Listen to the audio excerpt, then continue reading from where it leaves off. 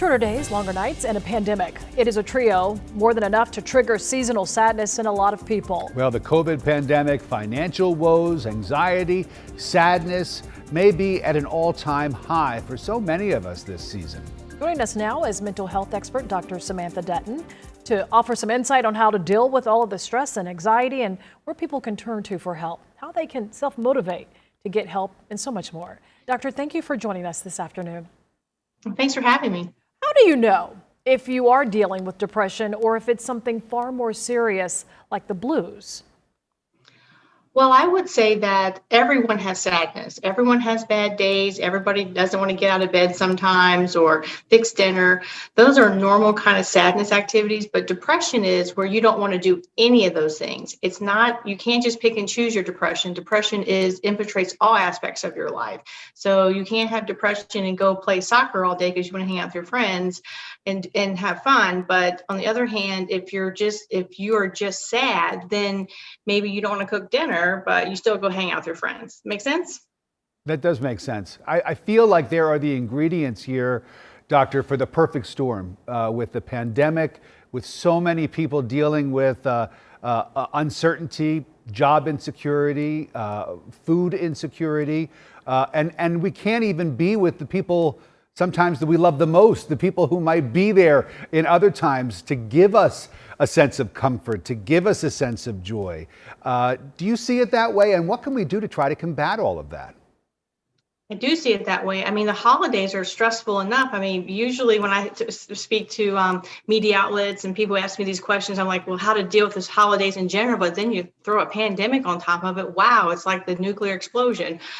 I would say that try to keep as many traditions as you can keep going, but maybe it's time to have some new traditions. Maybe it's time to handwrite those Christmas cards or reach out to shut-ins and volunteer at a food bank if they're doing the proper protocols. I think there's lots of ways that we can address this in a safe way and still keep our senses about us. And there are also those small little silver linings, like you don't have to eat Aunt Sally's cranberry sauce this year because you don't have to go.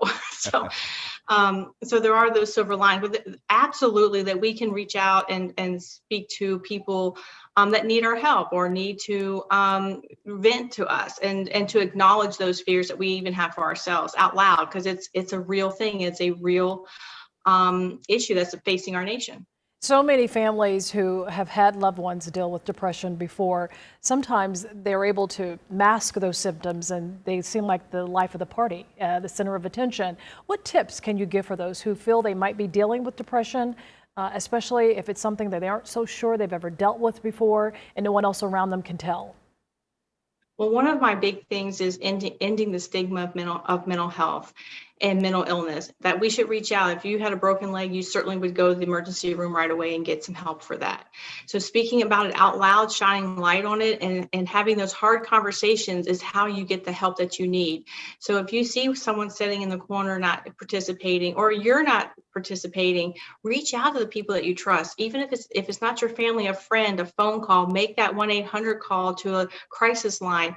Do those things for yourself because it is so important. Mental health is the same as physical health in order to function in life. We have to have both, and they both have to be functioning properly in order to have a productive and happy life. I have one more question, and I know we're short on time, but it's so important, Doctor. Folks who might be looking to sort of self-medicate during this time with food, with alcohol. It's so easy because for a lot of people, it will be right there in front of them during these difficult times. How do you prevent yourself from falling into that trap? Well, I think first is plan that you know this is going to happen. Don't go to the liquor store and buy the alcohol. Don't buy the extra box of cookies. Plan ahead of time so that way it's not as accessible to you during the day when you're feeling sad or lonely because you can't do the traditions that you usually do. A little bit of just my background is that I spent over 20 years in the military, so I spent lots of holidays without my family. So I always think about I'm serving a greater greater purpose is that I'm serving our nation. So in this way, we can think of you're serving a greater purpose by not interacting with families, so you don't spread the virus, and you also take care of yourself. So acknowledging the mental health, taking care of yourself during those times. It's very sad to be away from your families and not participating. However, it is serving the greater good, and to acknowledge that there are instances that you need to take action on, like not going to the liquor store, not buying the extra box of cookies, or ordering many things online. Very good takeaways from this conversation today, and that is to acknowledge the problem and to get rid of the stigma. Ask for help. There's nothing wrong with that. We appreciate your insight. Dr. Samantha Dutton with the University of Phoenix. We appreciate your time. Thank you, Dr. Dutton. Thank you for having me.